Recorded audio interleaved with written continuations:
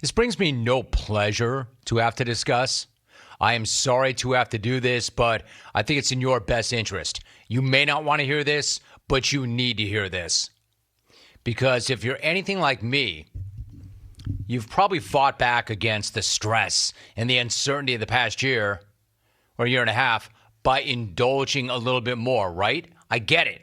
Comfort food has never been more comforting. Hell, I went to Wisconsin and I was pretty careful, or so I thought. I was there 14 days. I gained 7 pounds. 7 in 14 days. So no judgment here. Of course, I did lose all of it in 36 hours in preparation of coming back on the air. But again, this is a no judgment zone. I just want to make sure that we're all informed of exactly what we are doing to ourselves. And I'm not one of those guys who's holier than thou and saying, you got to eat clean. You got to do this. I'm just trying to pay attention. I'm trying to do a little bit better every single day, right? So according to researchers at the University of Michigan, what we're doing to ourselves is not good. Below, not good. Below, not good. A study out of the Michigan School of Public Health this week details what they are calling a health nutritional index. All right, so I kind of like the way they went about it. I don't like finding out what I'm finding out, but I like the way they went about it. The index ranks food by minutes gained or lost off of a healthy lifespan per serving. So in a world of too much information, this might be the king of things that I don't want to know, but things that I need to know. As an example, when was the last time you had chicken wings?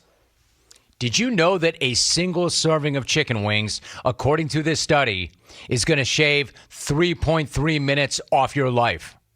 Don't get me wrong. I've done the math. That's worth it to me. 3.3 minutes is not too rich for my taste, given how much I like chicken wings. So I'm willing to risk that. I mean, 3 minutes, right? Yeah, but how good were those wings? Also, I don't need to be thinking about losing 3 minutes off my life every time I'm trying to enjoy Buffalo's greatest contribution to society and culture. So it's not all bad. In fact, it's good. Some foods actually add time to your lifespan. And not even just the super boring, super grainy, superfood stuff. You know, salted peanuts, baked salmon, rice and beans. All of that will get you a 10 to 15 minute boost.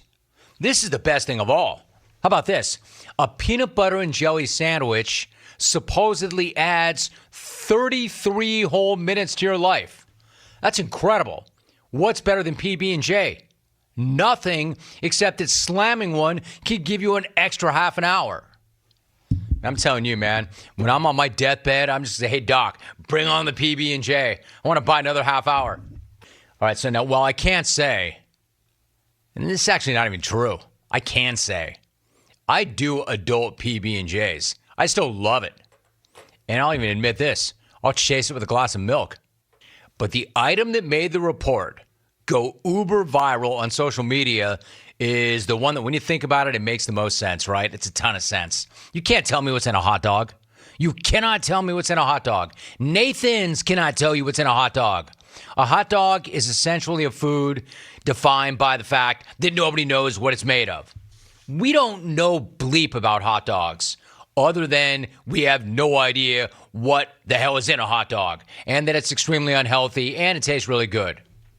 That's what we know about hot dogs. And now we know this. According to this same report, a hot dog and a bun will shave 36 minutes off your life. All right, so while not surprising, it is nonetheless jarring. According to hotdog.org, which is a real thing, a real website, Americans consume about 20 billion, not million, billion with a B, hot dogs per year, which works out to about 70 hot dogs per person. Is there anybody listening right now that eats 70 a year? I don't know that I've had 70 in my lifetime. Ritt, I know you had 70 last week.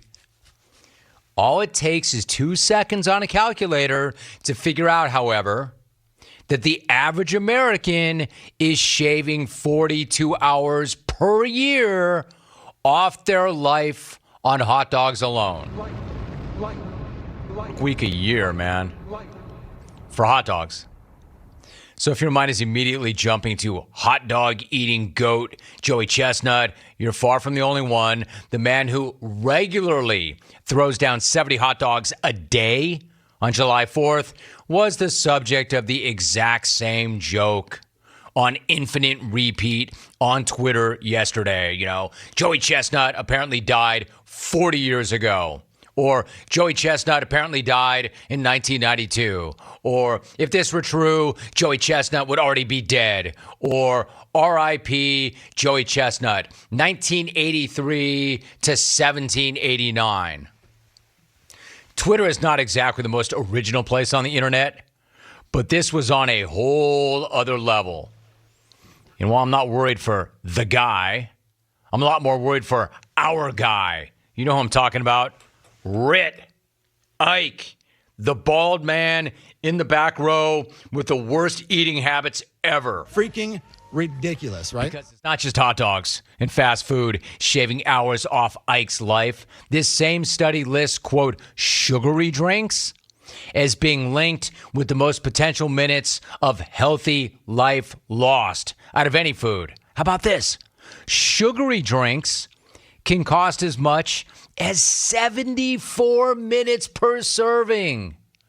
Sugary drinks. I don't know. What's a sugary drink? Something like hot chocolate pops? You know, the beverage that you start every single shift with. Nothing like getting a head start on your day by shaving more than an hour off your life. Ritt, this is really bad news for you, isn't it? Maybe the silver lining here is, now that you know, maybe you can change. Maybe thinking about consuming an hour of your life every single day out of a mug with Ike Eisenhower's face on it will be enough to end this extremely unfortunate and incredibly costly habit. Can't do it, baby. Look, I get it, Pops. Life is not worth living if you can't enjoy the things that you enjoy. Man, and thank God they didn't tell me about what it does to your life expectancy per martini. Because my martini is your hot chocolate, and your hot chocolate is my martini. But I'll jump off that bridge when I get there. Right now, we're talking about your chocolate, old man. Look, I just want you and everybody else listening to be happy, and I want to be happy. If you actually want a future that you can look forward to, y'all might want to consider the actual cost of your guilty pleasures. Now that I've seen this story, I know that I will. Hopefully, Ritt, you will join me too. We got to get you to October 14th, bro. I'm trying to help you. At least get your hot dog habit down to a pack a day. And that hot chocolate habit down to 2 pots a morning. Can't do something, it, man, anything. Because while I already knew that you only have a few years left with us, seeing this report, I now find myself wondering if you're going to get through the week or even this show. Clean it up, old man. Now you know the cost. Game on. Now you came on. Man. 36 minutes per hot dog? I mean, how many times do you go to a barbecue and smash 3? There goes an hour and a half. Not good. 3 minutes per dog. How about these sugary drinks, man? More than an hour. Hot chocolate rim. Bam! There goes an hour. Yikes. Diabetes.